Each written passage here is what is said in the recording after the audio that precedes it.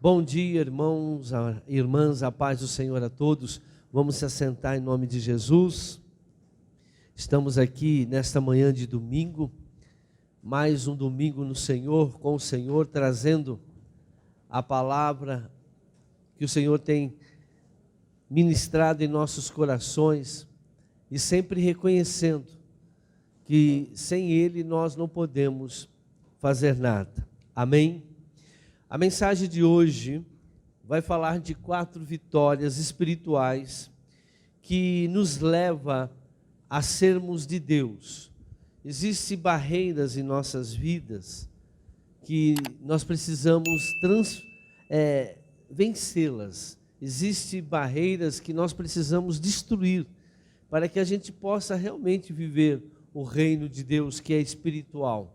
Nós temos visto que muitos crentes hoje, que se dizem crentes, eles não conseguem romper barreiras e ficam aqui no mundo físico e não conseguem enxergar as maravilhas do reino de Deus. E a fé, claro que ela vem por ouvir a palavra. A fé é a certeza das coisas que se espera, a prova daquilo que não se vê. Quando eu falo ver, não estou falando com os olhos físicos. Tem alguns até que têm visão aberta, vê o mundo espiritual, mas vê com o coração, sentir que realmente Deus está fazendo algo na vida daquela pessoa, que Ele está perto, sentir Deus. Então existem 4 barreiras que nós vamos hoje aprender, que elas nos impedem de nós alcançarmos essa plenitude espiritual. Amém? Está baseado em 1 Coríntios, capítulo 15, versículos 50 a 57. Eu vou ler o texto e dentro desse texto nós vamos tirar essas 4 barreiras aí que nós temos que destruir, espiritualmente falando, para que a gente possa ter uma experiência maior com Deus. Amém? Então vamos lá? Irmãos, eu declaro a vocês que carne e sangue não pode herdar o reino de Deus, nem o que é perecível pode herdar o imperecível. Eis que eu digo o mistério: nem todos dormiremos, mas todos seremos transformados. No momento, num abrir e fechar de olhos, ao som da última trombeta, pois a trombeta soará, os mortos ressuscitarão, incorruptíveis, e nós seremos transformados. Pois é necessário que aquilo que é corruptível se revista de incorruptibilidade, e aquilo que é mortal se revista de imortalidade. Quando, porém, o que é corruptível se revestir de incorruptibilidade e o que é mortal de imortalidade, então se cumprirá a palavra que está escrita: a morte foi destruída pela vitória. Onde está, ó morte? Tem outra tradução que diz: onde está, ó inferno, a sua vitória? Onde está, ó morte, ó inferno, o seu aguilhão? O aguilhão da morte é o pecado, e a força do pecado é a lei. Mas graças a Deus que nos dá a vitória por meio do nosso Senhor Jesus Cristo. Amém? Glória a Deus. Então nesse texto aqui nós vamos tirar 4 empecilhos, vamos assim dizer, que nos impede de nós vivermos uma vida espiritual. E nós precisamos tomar consciência disso, porque muitas vezes nós temos diante de nossas dificuldades, os nossos problemas, nós às vezes esquecemos, quem nós somos diante de Deus. A primeira coisa, a primeira vitória está em 1 Coríntios 15, 53, aí. Vamos no versículo 53. Essa primeira vitória, ela fala do viver o sobrenatural. Diz assim: pois é necessário que aquilo que é corruptível se revista da incorruptibilidade, e aquilo que é mortal se revista de imortalidade. Então, o que nós aprendemos aqui? Que nós precisamos aprender a viver uma maneira sobrenatural. Ou seja, nós somos imortais, mas espiritualmente nós podemos ser pessoas. Existem dois tipos de morte, né? A morte física, que todo mundo aqui vai experimentar, ou, se houver o arrebatamento, não, né? Mas, para todos nós temos a certeza de uma coisa, que todos nós vamos morrer fisicamente, ou seja, o nosso corpo, ele será, né, destruído. E o que acontece nesse momento, né? Nesse momento, o nosso espírito e a nossa alma se desprende do corpo. E para onde ela vai? Existe, a Bíblia diz que ter vida, né? Vida eterna é aquela que vai para o céu. E ter morte eterna, a segunda morte, é você ir para o inferno. Então, nós precisamos aprender a conviver com as coisas espirituais, para que a gente possa também conviver com o próprio Deus de uma maneira espiritual. Muitas pessoas perderam ou ainda não alcançaram esses momentos, essa maneira de viver conforme a palavra de Deus diz, que nós temos que viver em espírito. Quais são os impedimentos, né? Quais são os impedimentos que nós temos que nos impede de viver uma vida sobrenatural, ou seja, espiritual? A impaciência, a baixa autoestima, pessoas desanimadas, pessoas que não têm controle emocional, pessoa que é desanimada, pessoas incrédulas e pessoas idólatras. Então, o que acontece? Acontece que as pessoas, elas passam a viver mais olhando para este mundo do que para as coisas de Deus. Por quê? Porque o justo vive pela fé. Ele não olha para essas coisas. Não importa o que você esteja passando. A pessoa espiritual, não importa o que ela está passando de dificuldade no mundo físico. Ela tem uma conexão com o mundo espiritual e aquilo lá ela sabe que ela vai superar, porque ela tem um entendimento de quem ela é no mundo espiritual. Então veja, nós temos que aprender a vencer essas limitações que faz com que a gente enxergue só as coisas do mundo. As pessoas só conseguem enxergar o problema, só conseguem enxergar a dificuldade. Existe, na carne existe. Nós estamos aí vivendo aí um problema aí, né, mundial de um vírus. Existe o problema? Existe o vírus? Existe. Mas nós precisamos enxergar além disso. Nós não podemos ficar presos nisso, porque a pessoa espiritual está acima disso. O homem natural não compreende as coisas de Deus. Por quê? Porque ele discerne tudo o quê? Materialmente. Mas o espiritual não, discerne todas as coisas espiritualmente. Então existe o homem natural ainda, mesmo frequentando a igreja, ele vê a visão, é tudo natural. Ele não tem uma atitude espiritual em relação aos problemas. Nós que somos salvos, ou seja, somos os crentes que convertidos, eu costumo dizer, os convertidos, eles têm uma visão espiritual de todas as coisas. Não importa qual seja. Em tudo na nossa vida é espiritual. Em tudo nós vamos analisar espiritualmente.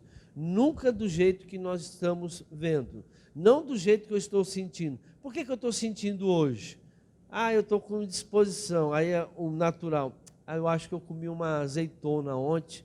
Bem na hora que eu comi aquela azeitona, eu vi que não ia dar certo e aí me deu probleminha no estômago. Então a pessoa ela olha sempre pelo lado natural, sempre tem uma justificativa daquilo que está acontecendo. Mas o crente, né, o convertido, ele enxerga as coisas, seja qual for a situação, seja ela de convivência, seja ela material, seja ela de saúde, seja qual for, ele sempre vai analisar de uma forma espiritual. Efésios 3, versículo 20,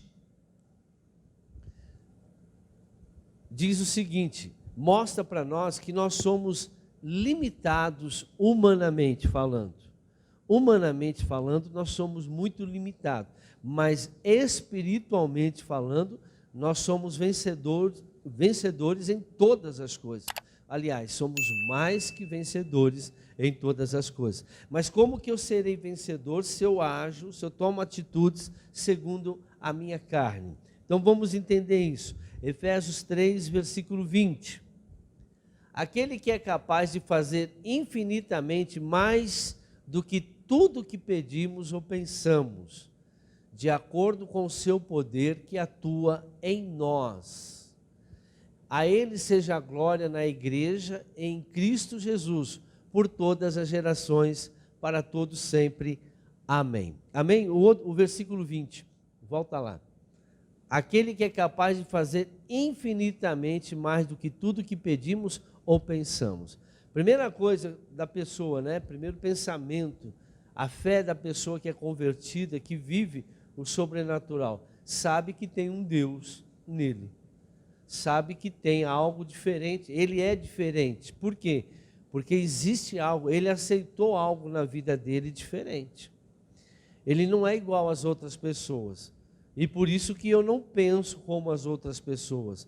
Eu não vejo conforme as outras pessoas veem. Porque em mim está o maior. Maior é o que está em mim do que aquele que está no mundo. Então eu começo a pensar diferente. Quando eu era do mundo, quando nós éramos do mundo, nós pensávamos como o mundo. Agora, como nós nos convertemos, nós temos que passar a pensar como pessoas convertidas.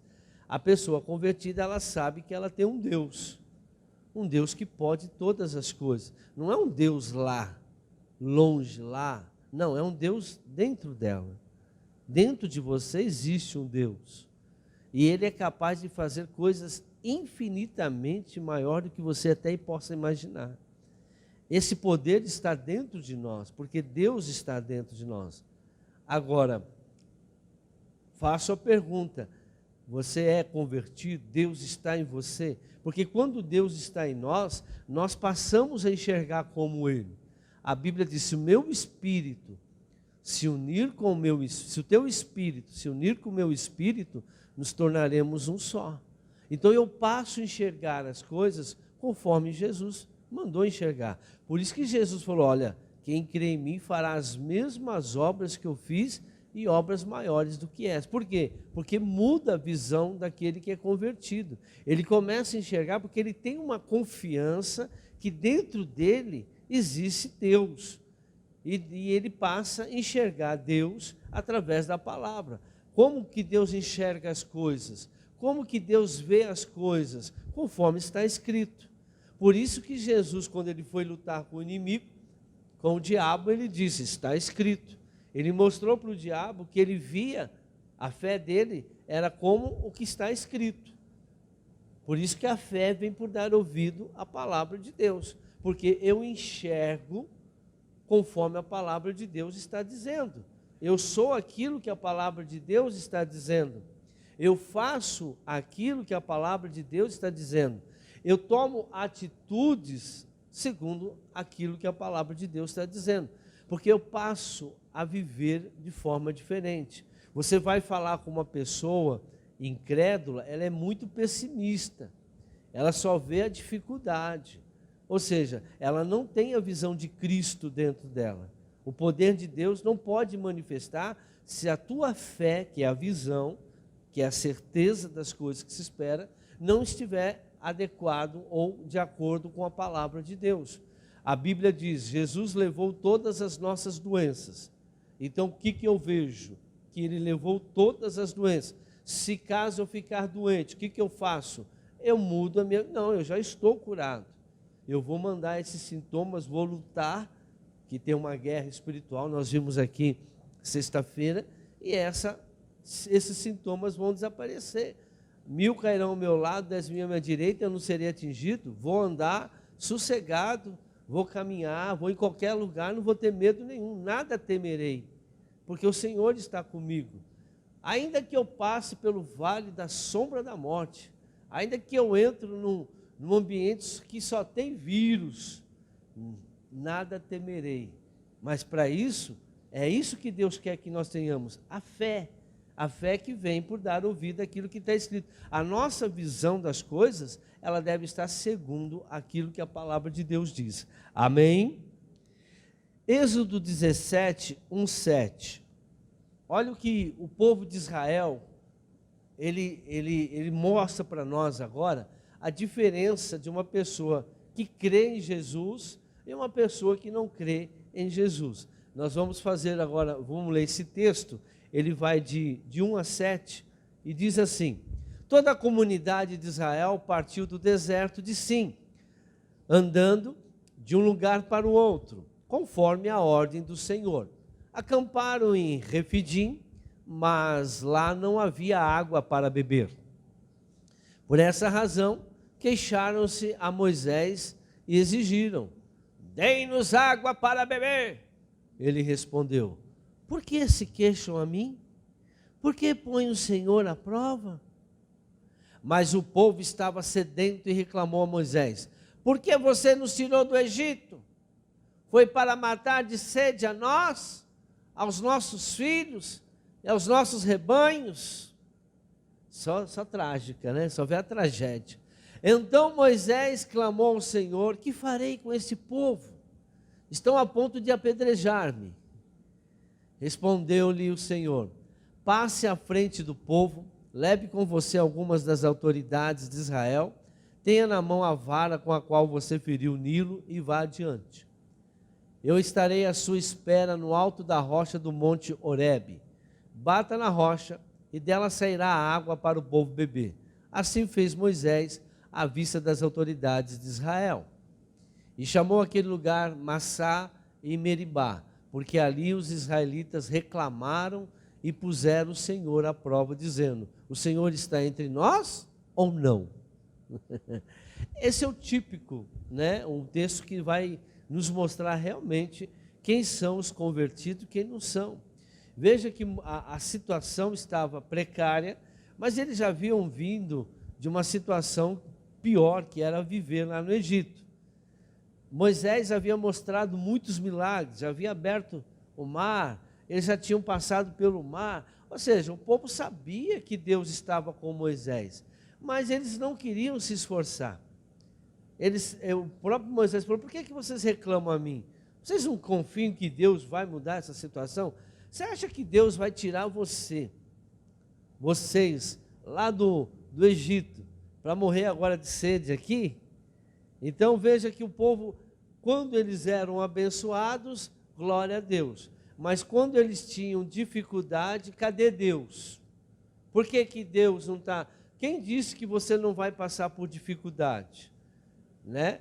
A Bíblia diz que no mundo teremos aflições, mas lembre-se, eu venci, existe uma guerra. Jesus venceu todas essas batalhas e nós também temos que vencer. E por que nós vamos vencer? Porque Deus está conosco. Por que Moisés tinha essa calma?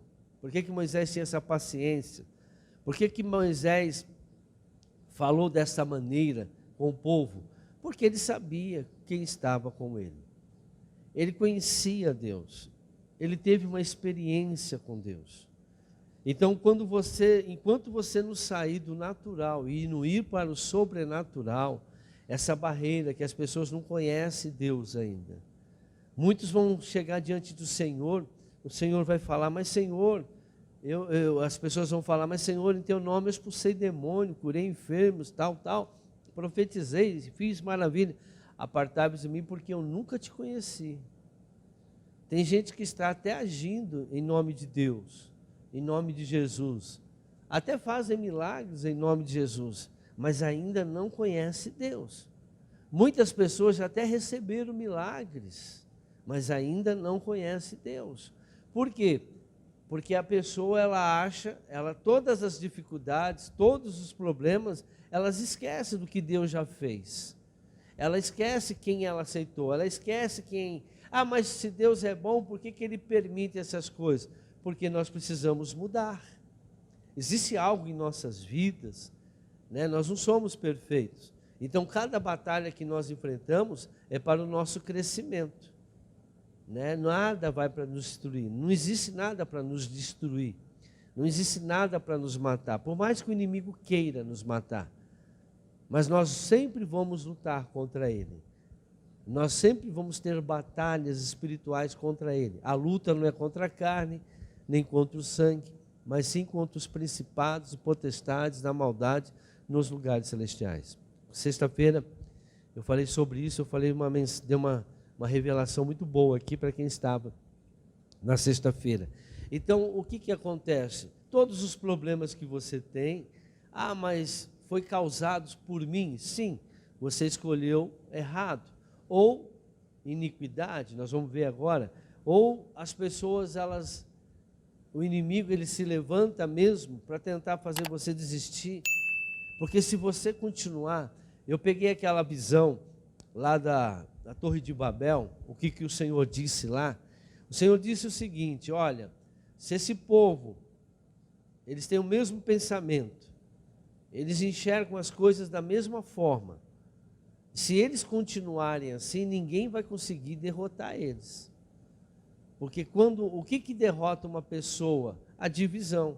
O que é divisão? Dois pensamentos sobre a mesma coisa. O que é divórcio? Divórcio, separação. Por que o homem e a mulher separam? Porque ela tem uma visão, ele tem outra visão do casamento. E acaba divorciando. Não que Deus se agrade disso, ele odeia, né? Ele detesta o divórcio. Deus abomina divórcio. E tem crente divorciando, né? Não sei o que vai acontecer com esse povo, não.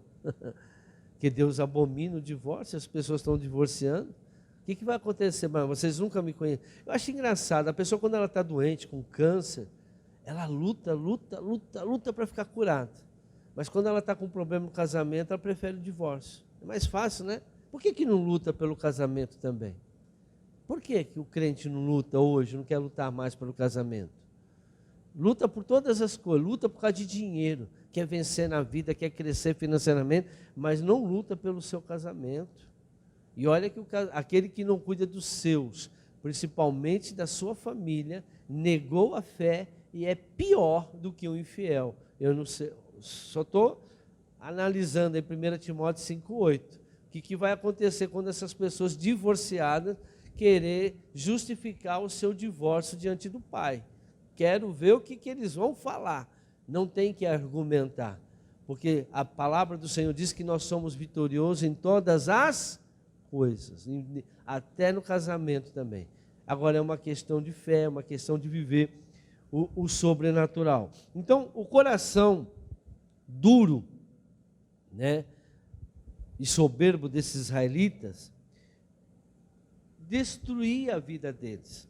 Então, quando nós temos um coração duro para a palavra de Deus, as pessoas que têm um coração, as pessoas querem se servir de Deus, mas não querem servir a Deus. Presta atenção, primeiro devemos servir a Deus, depois se servir de Deus.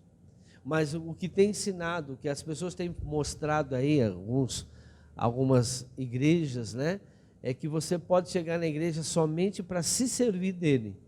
Ele é bom, ele é amoroso, ele é bom, ele é misericordioso, ele é amor, Deus é amor e assim por diante. Agora, a palavra do Senhor diz que aqueles que me amam são aqueles que cumprem os meus mandamentos.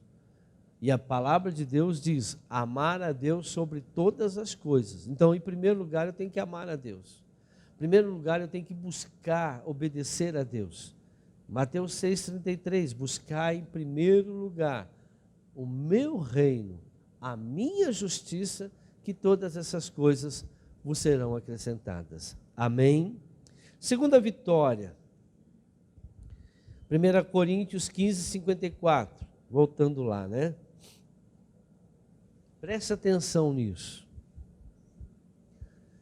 Quando, porém, o que é corruptível se revestir de incorruptibilidade, o que é mortal de imortalidade, então se cumprirá a palavra que está escrita: a morte foi destruída pela vitória. Então veja, a segunda barreira é destruir, acabar com a morte na sua vida. Como? Isso. Você tem que destruir a morte da sua vida. Jesus, ele venceu a morte para nós, ele venceu a morte fisicamente, para nos mostrar que nós também podemos vencer a morte espiritual. Todos nós nascemos condenados à morte eterna. Amém? Então vamos lá. A morte física, ela vai separar o corpo da alma e o espírito. O corpo vai lá para os bichos comer, não é verdade? E a alma e o espírito vão para algum lugar. Vai depender da tua escolha. Mas para eu chegar nesse lugar, eu preciso vencer a morte antes de morrer. Eu preciso vencer. Se eu não vencer a morte antes de morrer, eu vou ser condenado à morte eterna. Existe a vida eterna, mas eu tenho que vencer a morte aqui antes de morrer para que eu possa ter a vida eterna. Vou explicar isso.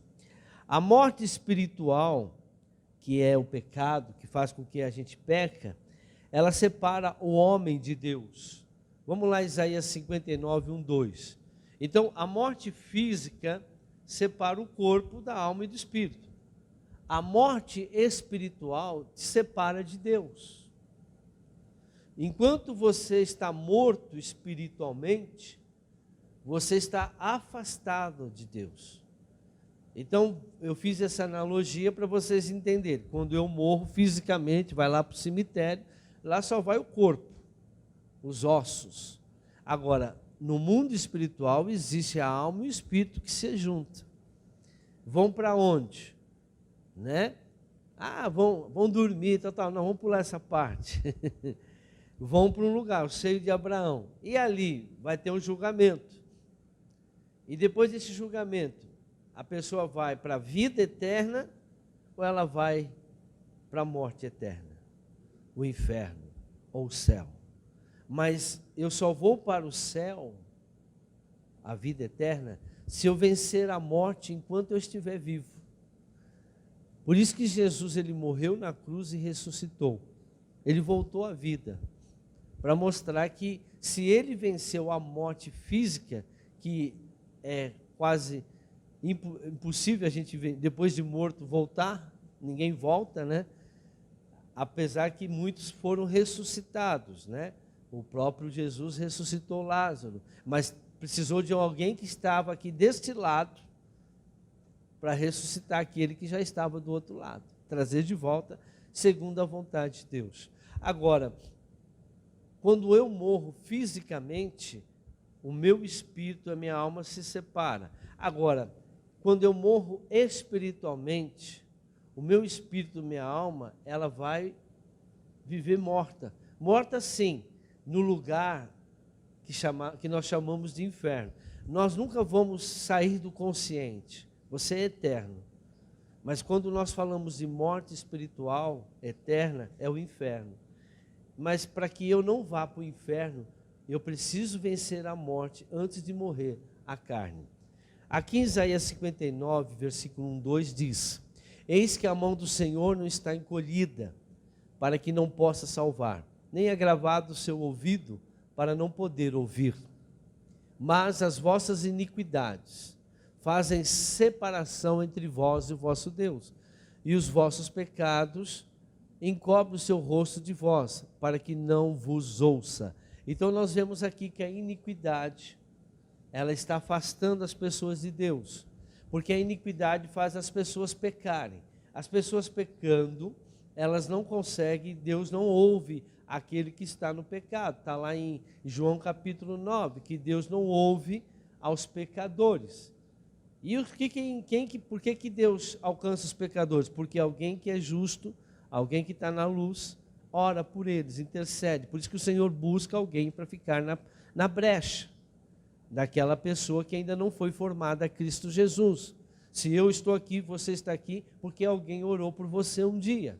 Alguém intercedeu por você, alguém de luz, alguém que já havia vencido a morte.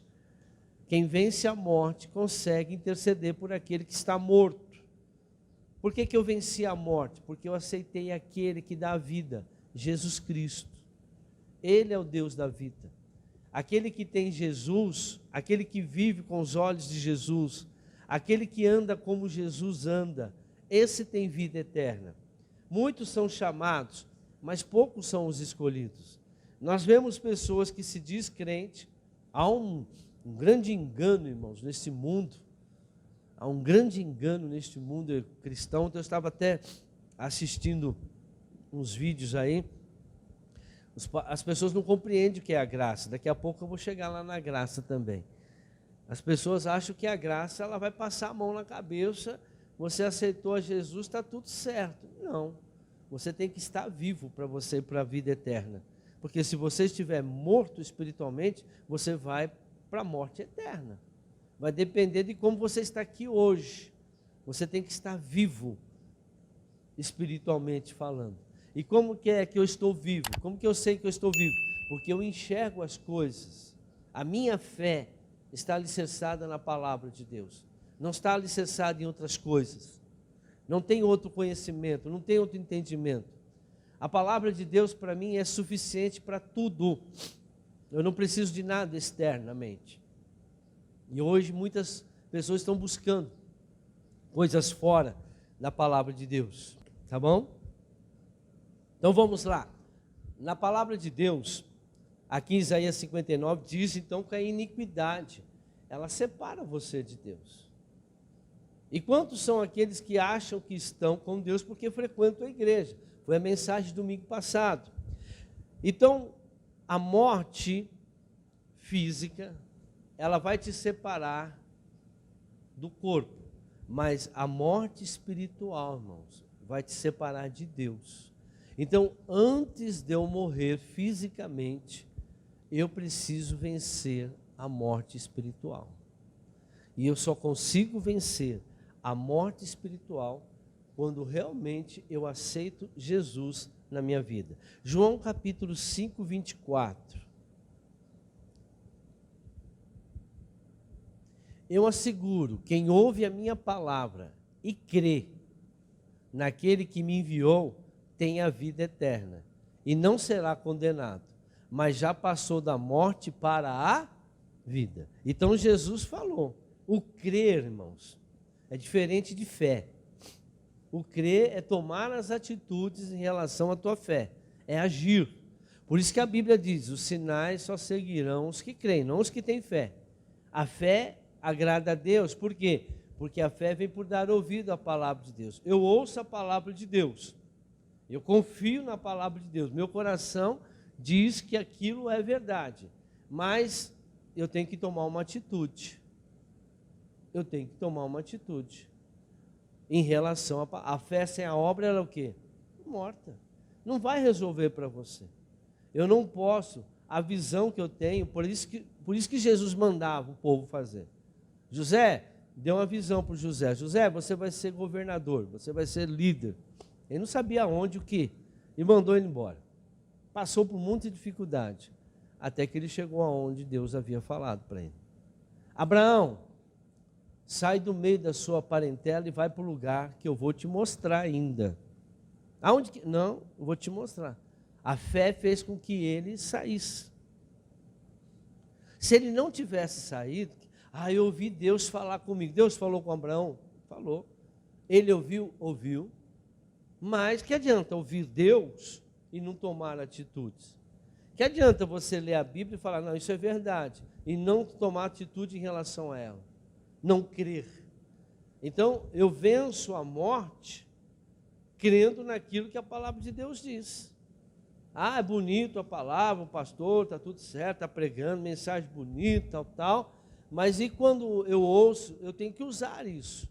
Então, vencer a morte é você tomar uma atitude crendo naquilo que é a palavra de Deus. Aí ele diz aqui, eu asseguro, está assegurado pelo próprio Jesus, quem ouve a minha palavra e crê naquele que enviou, tem a vida eterna e não será condenado, mas já passou da morte para a vida. Olha o outro versículo aqui, João capítulo 3, versículo 15. Para que todo que nele crê não tenha a vida eterna. Mais um. Porque Deus tanto amou o mundo que deu o seu Filho unigênito, para que todo que nele crê não pereça, mas tenha a vida eterna. Veja, o próprio Deus teve que dar alguma coisa. Deus teve que tomar uma atitude. Não adiantava ele amar o mundo. Ele amou o mundo, mas ele deu o Filho. Ele mostrou esse amor. Ele mostrou a confiança naquele ato que ele estava fazendo. Eu vou dar o meu filho para mostrar para vocês. Eu vou tomar essa atitude para mostrar para Deus, para mostrar que eu confio na palavra de Deus. Não é assim que o casal vive, mostrando o seu amor, a sua confiança. Não é assim que nós temos que viver, um com o outro, um ajudando o outro, um fazendo. É através das atitudes que a mulher vai ver o quanto o marido gosta dela. E através da atitude dele que ele vai ver quanto a mulher gosta dele. É assim que nós enxergamos as pessoas. Se eles não tomarem nenhuma atitude, ou atitudes erradas, você vai ver o quanto eles não gostam também. Não é verdade? Porque a atitude errada, a Bíblia fala que é pecado. Toda atitude errada, vamos fazer uma analogia, vamos colocar como pecado. Traição, né? Maltrato, impaciência, né? Falta de ajuda. Então você vê que essa pessoa não ama você. Porque quem ama te ajuda, quem ama está com você em todos os problemas, na dificuldade, na alegria, na dor, não te deixa, sempre está do teu lado. Isso é amor. Não importa o que está acontecendo, essa pessoa está do teu lado. Por mais que às vezes não aceita aquela, mas está sempre do teu lado. Sempre te apoiando, sempre te ajudando. Isso é amor. Agora, você vê uma pessoa que não quer, só despreza, só fala mal, só xinga, fica chamando de gorda, as atitudes não correspondem para uma pessoa que ama. Então, você vai ver, aquela pessoa não me ama, aquela pessoa não gosta de mim. Haverá o quê? Haverá uma reação. Assim é Deus conosco, há uma reação. Quando Ele não olha, Ele olha para nós e não vê fé. A Bíblia diz que só a fé agrada a Deus. Sem fé é impossível você agradar a Deus. A fé vem por onde? Por dar ouvido à palavra de Deus. Então, quando eu creio na palavra de Deus, eu tenho a vida eterna. Então, antes de morrer, nós precisamos vencer a morte espiritual. E a morte espiritual eu venço quando eu aceito Jesus e quando eu passo a viver conforme Ele quer. Eu faço aquilo que Ele quer, eu vivo da fé. O justo, o meu justo, viverá da fé. Se ele recuar, eu não tenho prazer nele. Amém? Terceira vitória que nós vamos ter.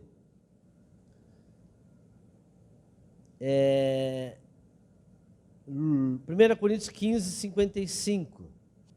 É vencer o inferno. Onde está a morte? Tem tradução disso. Onde está o inferno? O teu aguilhão. Onde está, ó inferno, a tua vitória? Ou seja, Jesus venceu o inferno. Jesus vence, nós temos que vencer tudo aquilo que vem do inferno.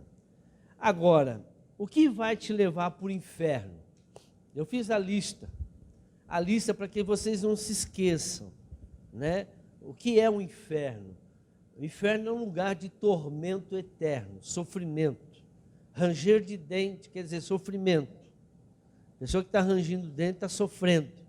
É um lugar onde você vai viver eternamente sofrendo.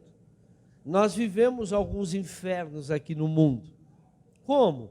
Quando nós passamos por sofrimento. Isso é uma amostra grátis do que é o inferno.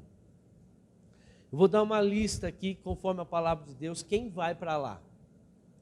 Né? Porque as atitudes não agradam a Deus. A maneira que a pessoa vive não agrada. As práticas dessa pessoa não agradam a Deus. Então, por quê? Porque a prática, a maneira dela viver não está alicerçada na palavra de Deus. E elas, por não estarem alicerçadas, elas fazem isso. O quê? Apocalipse 21, 8. Primeira lista. Mas os covardes, os incrédulos, os depravados, os assassinos, os que cometem imoralidade sexual, os que praticam feitiçaria, rebelião é pecado de feitiçaria, os idólatras e todos os mentirosos, o lugar deles será no lago de fogo que arde com enxofre. Essa é a segunda morte.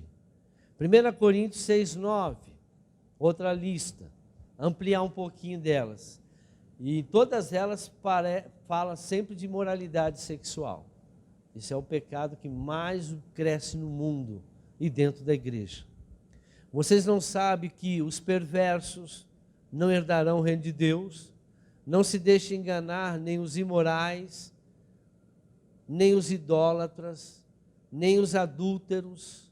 Adultério é só de desejar uma mulher no coração, desejar um homem no coração, você já está em adultério, conforme a graça de Deus. Não é lei, a graça de Deus. A lei não, a lei falava que você tinha que ter um relacionamento íntimo. Agora, a graça de Deus diz, só de eu olhar uma mulher e desejar, ou um homem no coração, eu já estou cometendo adultério se eu for casado. Não se deixe enganar nem imorais, nem idólatras, nem adúlteros, nem homossexuais, passivos ou ativos, aquele que tem relação com o mesmo sexo, nem ladrões, né? Pessoa que rouba o homem, rouba a Deus, nem avarentos, nem alcoólatras, nem caluniadores, nem trapaceiros herdarão o reino de Deus. Mais um, Gálatas 5:19. Ora, as obras da carne são manifestas: imoralidade sexual, impureza, libertinagem, idolatria, feitiçaria, ódio, discórdia, ciúmes, ira, egoísmo, dissensões, facções, inveja, embriaguez, orgias e coisas semelhantes. Eu os advirto, como antes adverti, que aqueles que praticam essas coisas não herdarão o reino de Deus. Tem mais outras listas por aí, mas essas são as principais. Amém?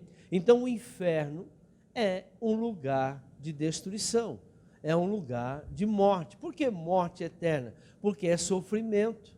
Por isso que nós passamos por algum período de sofrimento aqui.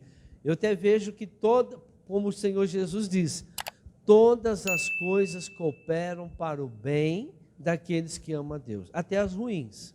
Porque quando eu passo por um momento difícil na minha vida, seja ele financeiro, seja ele emocional, seja ele físico, doença, qualquer tipo de sofrimento, às vezes familiar, isso é uma amostra grátis do que é passar no inferno a eternidade.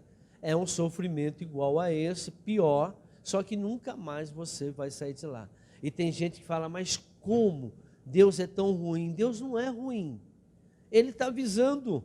Se você vencer a morte, essa morte antes, Ele está escolhendo o povo dele. Você vai deixar qualquer um entrar na tua casa? Ah, mas nós somos criaturas de Deus. Deus criou todo mundo. Criou todo mundo. Só que você, nesta vida, ou está escolhendo obedecer ao diabo, ou está escolhendo obedecer a Deus. Você que está escolhendo. Satanás, o inferno foi feito para Satanás e seus demônios. E agora, quem está indo para lá? Aqueles que servem a eles, aquele que dá ouvido a eles. Ah, mas eu não quero ir para lá. Então obedeça a palavra, fique na palavra, nasça de novo, vença essa morte, a morte espiritual, enquanto você está vivo. Amém? Quarta vitória e última. 1 Coríntios 15:56. O aguilhão da morte é o pecado, e a força do pecado é a lei. Irmãos, a quarta vitória é vencer o pecado. Superando essa limitação que as pessoas colocam. Eu já ouvi muito crente falar, a carne é fraca. Não, a carne não é fraca. Você que é fraco. Você que não venceu a morte ainda. Você que não tem vontade de vencer a morte. O pecado, ele te mata. O salário do pecado é o quê? Morte. O pecado te mata. É vencer o pecado. É vencer aquela tentação que você recebe, todos nós. Não está escrito na palavra do Senhor que Jesus venceu a tentação? Ele falou que nós também podemos vencer. E como que ele venceu? A visão dele estava na palavra. Está escrito. É aquilo que eu disse no começo, irmãos. Muitas pessoas, elas não conseguem sair da morte, do mundo, né? Porque elas não têm a visão. Elas não conseguem ter a visão verdadeira de Cristo. Por elas não vencer, por elas não tomar atitude, porque ela acha que as coisas têm que vir. E eu falo hoje, a geração que nós estamos vivendo hoje, é uma geração que ela está degradando de ser, geração em geração, né? Se você pega da geração de 80 para trás, quem viveu 80, quem nasceu em 60, 70, anos 60, 70, respeitava os pais. Hoje, depois disso, não respeitam mais, não respeita professor, não respeita a sociedade, não respeita. Por quê?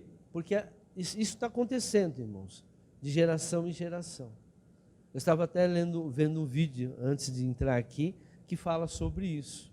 Então, se a pessoa tem dificuldade hoje de respeitar pai e mãe, que está lá nos 10 mandamentos, honra o teu pai e tua mãe, está em Coríntios, está em Efésios, que diz para que teus dias não sejam encurtados na terra. Então veja, como que a pessoa vai honrar a Deus também? Olha o que diz Hebreus capítulo 4, versículo 15. Todos nós somos pecadores, isso é um fato. Você vai pecar? Vai. Eu vou pecar? Eu vou. Mas só que existe uma coisa, irmãos. Nós temos que vencer esse pecado. E nós conseguimos vencer qualquer pecado. E como que é que eu venço? Daqui a pouco eu falo. Pois não temos um sumo sacerdote que não possa compadecer-se das nossas fraquezas, mas sim alguém que, como nós, como ser humano, passou por todo tipo de tentação, porém sem pecado. Presta atenção, irmãos. As pessoas falam, puxa vida, mas Jesus não tinha pecado. Ponto. Não é porque ele não tinha pecado que ele vencia a tentação. Não é por causa disso. É porque ele alicerçava a fé dele na palavra de Deus. Ele era um homem igual eu e você. Ele nunca pecou e não nasceu no pecado. Ele não tinha iniquidade, né?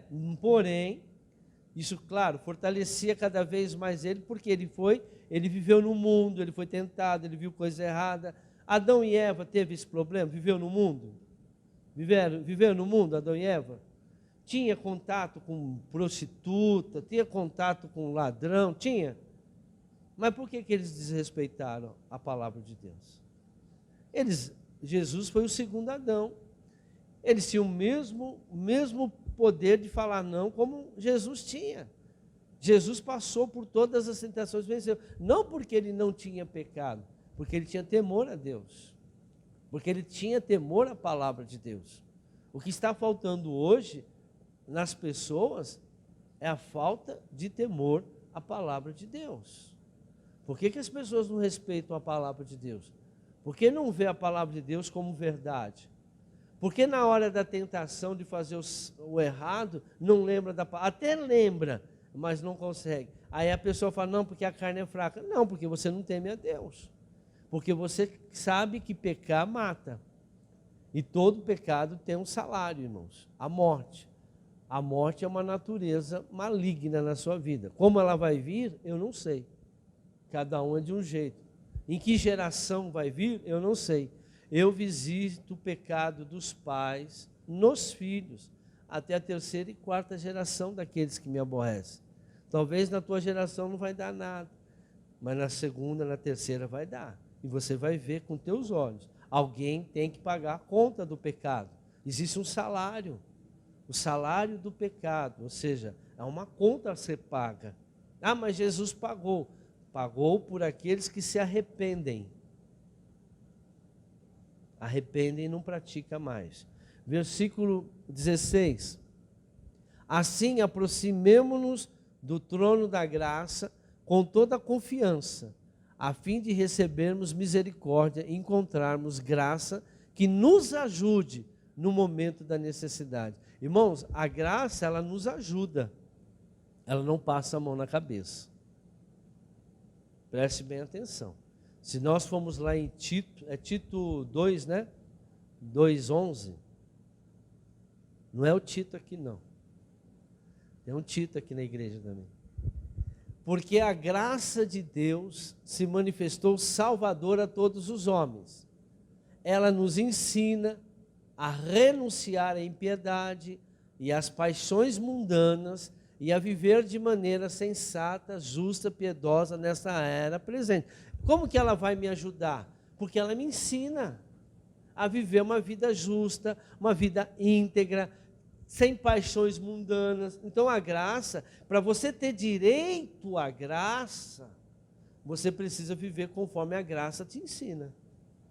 A graça, ela não é uma mãe que passa a mão na tua cabeça, não, eu sou salvo pela graça. Sim, nós somos salvos, ela manifestou a todos, mas para todos aqueles que obedecem à graça.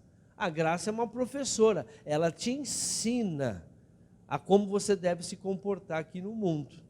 Agora, as pessoas não estão vivendo a graça, o pessoal só quer receber a graça, mas não quer viver a graça.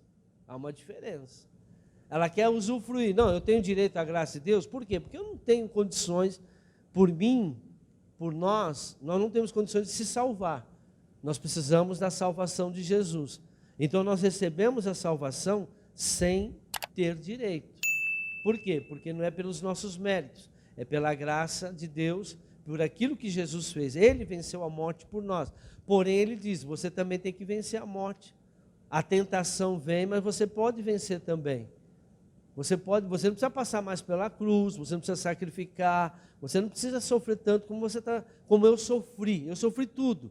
Eu sofri todas as tentações, eu venci todas. Vocês não vão precisar passar por isso, mas todas as que vierem, vocês podem vencer. Porque a graça de Deus, ela vai te ensinar. Ela te ensina a ter direito a ela. Todo mundo pode ter? Pode, desde que você faça conforme está escrito. Ela nos ensina a renunciar à impiedade, tudo que é errado. Você renuncia às coisas erradas da sua vida, o que você fez de errado, renunciar é arrependimento. Eu ia entrar agora, para terminar. Sem arrependimento, irmãos, você não tem a graça de Deus. Se você não se arrepender do seu pecado, a graça de Deus não te alcança. Outra coisa, paixões do mundo. O que é essas paixões mundanas? Coisas do mundo, que nós, desejos da carne, todas essas coisas. O que é mais importante para você, o trabalho ou viver uma vida santa? O que é mais importante para você, a família ou viver uma vida santa? Aquele que não deixa pai, mãe, esposa, filho, por amor a mim, não são dignos de ser os meus discípulos. Estou dizendo, Deus não está proibindo você de fazer nada. Mas o que é mais importante para você? Por causa do teu filho, da tua filha, o que você deixa de fazer para Deus? Por causa do teu cônjuge, o que você deixa de fazer para Deus? Por causa deles, eles impedem você de alguma coisa. Ah, pastor, eu queria fazer a obra, mas meu marido impede. Então você é uma idólatra. Porque você ama mais ele do que aquilo que Deus está te chamando. Você é idólatra. Porque nada pode impedir você de fazer a obra de Deus se Deus está te chamando. Ah, mas sabe, né? Então, porque você ama mais, porque você respeita mais, você tem mais temor do que você deveria ter temor. Por isso que Jesus, quando chama os seus discípulos, ele manda largar tudo. Ó, larga serviço, sai do serviço. Eu fico meio, né, aquele pastor que tem chamado para ser pastor de igreja, né? Porque tem pastor itinerante aí, tem pastor de tudo quanto é tipo. Mas aquele que tem um ministério, a primeira coisa que ele tem que fazer é sair do serviço. Se Deus te deu um ministério, ele te dá condições. Ou não? Ele chamou os discípulos, eles continuaram pescando? Não. Vamos embora. Eu te dou. Ó, não leva nada. Não leva dinheiro. E a gente vê hoje muitos pregadores que trabalham e fazem a obra de Deus. Não tem chamado, ou não tem fé para o chamado. Você acha que você está agradando a Deus? Não. Deus não quer você pela metade, Deus quer você por inteiro. Venha. Venha, Pedro, larga tudo, larga a rede, larga João, larga para o cobrador de impostos, larga tudo e vem para mim. E eu vou ensinar vocês a ser pescadores agora de alma. Amém? E nós lemos lá Hebreus 4, 15, né? E 16? Acho que lemos, sim. Leu, né? 1 de João 1, 7. Estou terminando agora. Irmãos, é preciso haver arrependimento e mudanças de atitude. Arrependimento não é você chegar para Deus e falar, Senhor, me perdoa. Na minha Bíblia não está escrito, se você pedir perdão, você vai ser perdoado. Está assim. Eu primeiro me arrependo, depois eu peço perdão. E quando eu me arrependo, minhas atitudes serão diferentes depois. Se eu falo, me arrependo, senti um remorso, peço perdão, mas logo mais eu estarei fazendo a mesma coisa, então não houve arrependimento. Porque o arrependimento te traz mudança. Presta atenção na sua... mas isso é difícil. Vou mostrar para vocês que não é. Quantas coisas que você fazia de errado quando você era do mundo. Quem era viciado aqui em cigarro? Você não largou o cigarro? Quem usava droga? Só um. Conheço meia dúzia que usava. Que está aqui, né? Fora os da noite. Você não largou? Não era isso? Então, por que se você conseguiu largar disso, por que você não consegue largar desse pecado? Você já conseguiu vencer alguns. Aquele que te deu vitória, você mudou de atitude. Quem era mentiroso, quem roubava, quem era desonesto, eu era muito desonesto. Hoje eu sou honesto. Então veja, muitas coisas que nós fazíamos de errado, nós já mudamos. Se você venceu 1, 2, 3, 10, 15, 20 coisas, por que você não pode vencer essa que você não está conseguindo? Né? Claro que você venceu as pequenininhas. Agora chegar nas maiores. Mas quanto maior a luta, maior será o quê? Então, olha, você quer coisas grandes? Vence essas coisas aí. Vence esses pecados aí. 1 de João 1, 7 a 10. Diz assim, se porém andarmos na luz, como Ele está na luz, temos comunhão uns com os outros. E o sangue de Jesus, seu Filho, nos purifica de todo pecado. Então, para eu ser purificado do pecado, eu tenho que andar no pecado e andar nas trevas, é ser morto, estar morto. Se afirmarmos que estamos sem pecado, enganamos a nós mesmos, e a verdade não está em nós. Se confessarmos os nossos pecados, Ele é fiel e justo para perdoar os nossos pecados e nos purificar de toda injustiça. Se afirmarmos que não temos cometido pecado, fazemos de Deus um mentiroso, e a sua palavra não está em nós. Amém? Então nós temos pecado, nós pecamos, mas nós podemos vencer todos eles. Eu não posso ter pecado de estimação. Agora, por que muitos não conseguem vencer o pecado? Iniquidade. Iniquidade é um pecado que você pratica não porque você quer, é porque já está vindo de geração em geração, já está na sua família, e muitos da sua família praticam, já praticaram, até morreram disso que você pratica, e foram para o inferno por causa desse pecado, e você está continuando. Enquanto você não quebrar essa legalidade, que é iniquidade, o Senhor visita a iniquidade, a maldade, o pecado dos pais nos filhos até a 3ª e 4ª geração. A iniquidade não deixa você deixar de pecar. Você precisa tirar a legalidade. Por mais que você tente, você se esforça, mas chega uma hora você cai. Porque não é de você isso. É da iniquidade que está vindo de geração em geração. Então você precisa quebrar essa ligação com com esse espírito familiar, esses demônios que já estão na tua família há várias gerações. E eles não saem por quê? Porque toda geração pratica o mesmo pecado. Então eles permanecem lá. Não tem um ditado, filho de peixe, peixinho vai ser? Então, filho de gente que pratica iniquidade, vai ter iniquidade na sua vida. Só que quando a pessoa casa, Aí ela casa com outra pessoa que já tem iniquidade. E a outra tem iniquidade. Aí nasce um filho com a iniquidade do pai e da mãe. Por isso que as gerações estão piorando cada vez mais. A palavra de Deus diz, por multiplicar a iniquidade, nos finais dos tempos, por multiplicar a iniquidade, o amor de muitos esfriariam. Muitos vão deixar, mas Senhor, o teu nome, apartai-vos de mim, porque eu nunca vos conheci, vós que praticais a iniquidade. Amém? E o último, 1 de João 2, 1. Jesus nos dá o poder para vencer o pecado. O que era desde o princípio, o que ouvimos, o que vimos com os nossos olhos, o que contemplamos e as nossas mãos apalparam, isso proclamamos a respeito da palavra da vida. A vida se manifestou, nós a vimos e dela testemunhamos, e proclamamos a vocês a vida eterna que estava com o Pai e nos foi manifestada. Então veja, é através de Jesus, nós vimos, nós olhamos, nós apalpamos, nós vimos o que é certo, o que é errado, nós vimos os problemas das pessoas, pessoas morrendo, pessoas ficando aí doentes por coisas, pessoas boas sofrendo, nós vimos tudo que o mal faz na vida das pessoas. Agora, nós vimos, através da palavra, Jesus vencer a morte. E nós também podemos vencer todo este mal na nossa vida e na nossa família, desde que a luz do Senhor realmente resplandeça através de cada um de nós. Amém? Então são 4 barreiras que nós precisamos vencer. E essa última é o pecado, irmãos. Podemos vencer? Sim. Se a luz estiver em você, você pode vencer. Porque Jesus venceu, nós também podemos vencer. Glória a Deus. Vamos aplaudir o Senhor Jesus.